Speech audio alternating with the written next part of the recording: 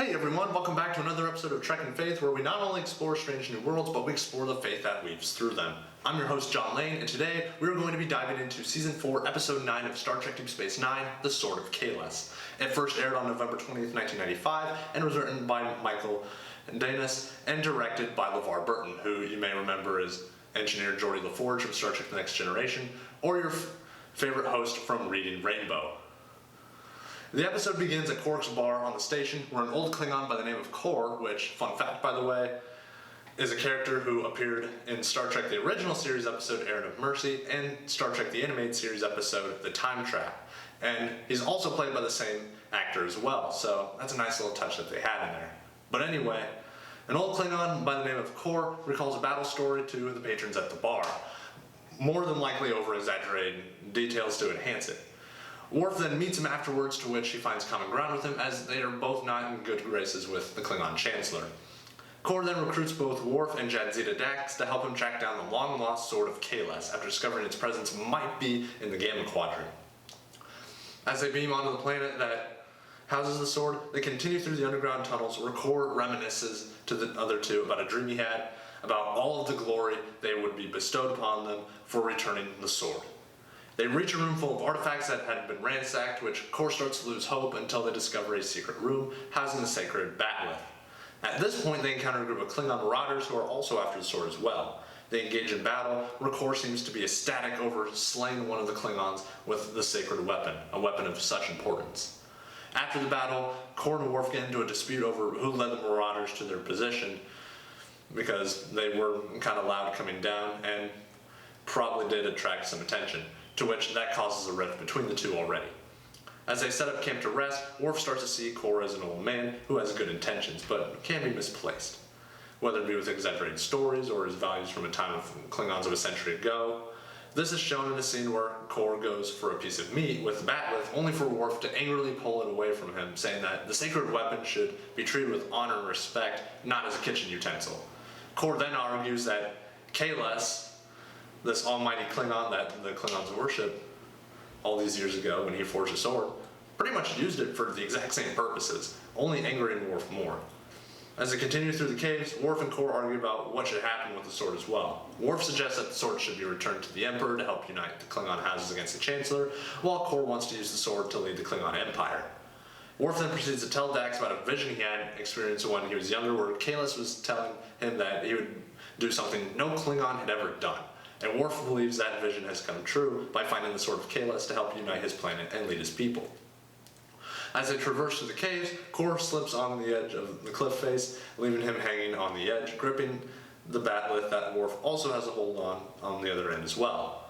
Worf then proceeds to tell him that there's a ledge about a meter below him that he can land onto safely, but he would have to let go of the sword in order to do so. However, Kor doesn't really believe him and thinks that Worf is trying to take the sword for himself.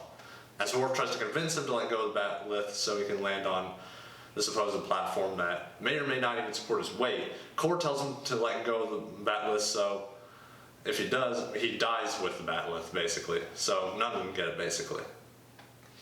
But Worf doesn't also want to risk losing the sword, and with the help of Dax, both recover safely, to which they argue once more, with Kor telling Worf off for trying to have him land on a ledge that would have never supported his weight. We don't know if it could have or not, but it was looking pretty sketchy as well. And to that, Worf keeping the sword for himself in the process, while Worf argues that Kor was willing to die with the sword and rob the Klingons of their future of reunification. As they goad at each other about their intentions while traveling through the caves for the sword, a group of marauders return once again to try and claim the sword for their own. They fight them off together, and then when they're done fighting them off, Kor attacks Worf, reclaiming the sword for himself, only for Dax to stun him, and the three return to the shuttlecraft. Both Kor and Worf decide that the sword caused a great divide between the two of them, and that the divide was already bad enough between the two of them, and it would only cause the Klingon Empire to be divided a whole lot more should it be returned. The ramifications would be catastrophic, to say the least, and thus the two of them decide to launch the sword into space in order for it to remain hidden from Klingon society for now until it is found again. This episode definitely explained, or displayed the idea of how one's own greed and selfishness can not only blind a person, but divide people as well, even if everyone has the best intentions. The sword of Kahless is kind of like the ring from Lord of the Rings. It has great power and should be used for good, but it can corrupt people even with the best intentions as well if they're not careful. When it comes to biblical interpretation, the Bible definitely does talk about the subject matter. In fact, in 1 Timothy chapter 6, verses 6 through 10, when Paul is talking about the love for money and our contentment, he discusses how it can be a dangerous vice for people to fall into a life of greed and selfishness towards one another, stating, "But godliness with contentment is great gain. For we brought nothing into the world, and we can take nothing out of it. But if we have food and clothing, we'll be content with that." Those who want to get rich fall into temptation and a trap and into many foolish and harmful desires that plunge people into ruin and destruction. For the love of money is a root of all kinds of evil. Some people, eager for money, have wandered from the faith and pierced themselves with many griefs. Philippians chapter 2, verses 3 through 4 also has Paul discussing how we can recreate Christ's humility, stating, "Do nothing out of selfish ambition or vain conceit. Rather, in humility, value others above yourself, not looking to your own interests, but each of you the interests of others." In both these passages, Paul is discussing how selfishness and lust for greed can become very corrupting factors in our lives, and that in Warf and Kor's case, it divided them heavily, despite the fact that both had good intentions with the sword. Even 1 Corinthians chapter 10, verse 24 states that no one should seek their own good, but the good of others. It is definitely one thing to have good intentions for something of power like money and using it to help the poor or the needy and use it for good, like donating to various causes.